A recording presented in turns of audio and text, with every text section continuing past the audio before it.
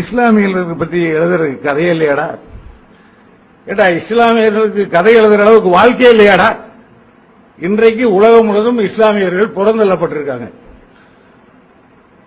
அவங்க மனக்குமரலோட வாழ்ந்துட்டு இருக்காங்க. இது உண்மை. இஸ்லாமிய நாடுகள்ல வேற. ஆனா இது இந்து நாடுன்னு சொல்லிக்கிறானுங்களே, இங்க சிறுபான்மையினரா இருக்காங்களே, இங்க ஒரு குழந்தை இஸ்லாமிய குழந்தை பள்ளிக்கூடத்தில் போறதுக்கு அதுக்கு எவ்வளவு மன வலிகளை சந்திக்குதுங்கிறத நீங்க உணரணும். அதே மாதிரி ஒரு கல்லூரியில் படிக்கிற பெண், இஸ்லாமிய பெண், அந்த கல்லூரிக்கு போகும்போது அவளுக்கு ஏற்படுற மன சிக்கல்கள், மன உளைச்சல்கள் எவ்வளவுங்கிறதை நம்ம பரிவோடு யோசிக்கணும். அதே மாதிரி அரசு துறையில் வேலை செய்யும் போது சிறு பணிகள் இருக்கிறவங்க எவ்வளவு துன்பப்படுறாங்க, துயரப்படுறாங்க, வலிக்கு ஆளாகிறாங்கிறதையும் புரிஞ்சுக்கணும். இதே ஒரு படமாட ஒரு காலேஜில் ஒரு பொண்ணு படிக்குது, இஸ்லாமிய பொண்ணுங்கிறதுக்காக அவ எப்படி புறக்கணிக்க போறா? எட பார்க்கலாம், எடுக்க முடியாதுல்ல? எடுக்க முடியாதா கதை? உங்க பேனா அதெல்லாம் எழுதாடா?